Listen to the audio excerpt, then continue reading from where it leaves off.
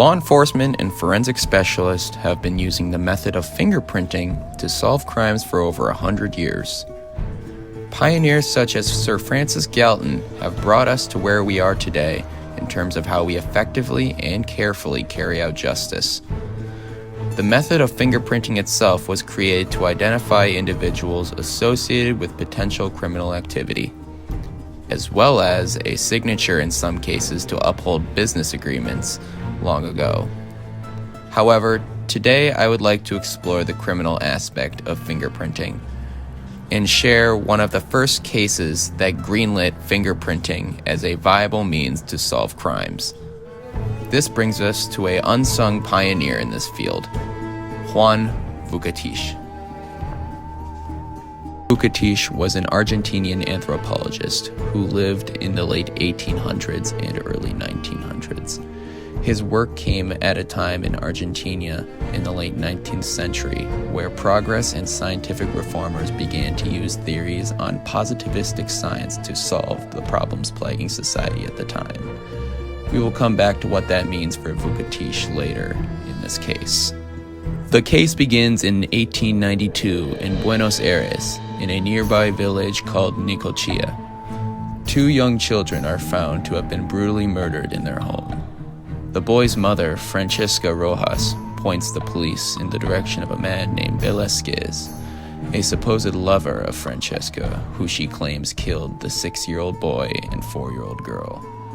After she rejected his sexual advances earlier that day, she explains she saw him race from the front door when she got home, and shortly thereafter found her children dead.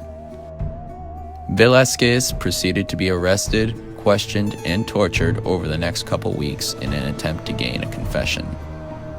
After weeks of torture and still maintaining his innocence, the case then comes to the interest of Juan Vucetich. By now, Juan Vucetich was in charge of criminal identification at police headquarters and has been experimenting with his theories on fingerprint identification. Upon reviewing the case that was still currently underway, Juan wondered if his new method of identification could shed light on this case. He sent an investigator to examine the crime scene and hopefully find something that benefited his theory. What was found were bloody fingerprints along the bedroom door. Juan would then ask for fingerprint samples from both Velázquez and Francesca Rojas. Francesca would also then deny ever touching the bodies at any point. However, Juan's analysis of the fingerprints after comparing them all pointed to Francesca's fingerprint being that of the one found on the bedroom door at the scene. Investigators would then present this evidence to Francesca, gaining a guilty confession on her end.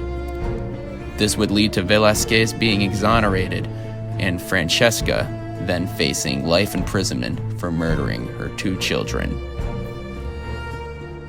Having his theory proven, Vucetich would go on to give it the title Comparative Dactyloscopy, becoming world-renowned by criminologists everywhere.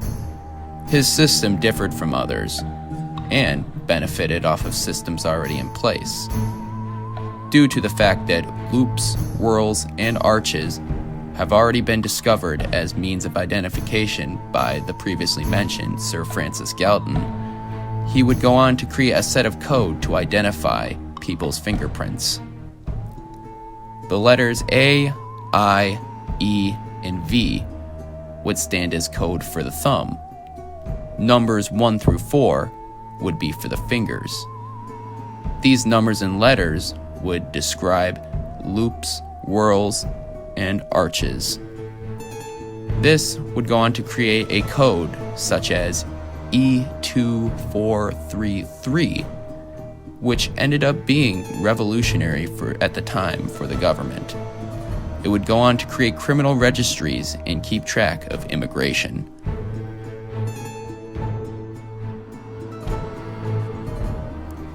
And while we advance into the modern age and fingerprinting becomes dated, exploitable, and less credible, it is without a doubt we would find ourselves without these tools to better solve crime, had it not been for pioneers such as Juan Vucetich. Thank you for watching. Hope you enjoyed.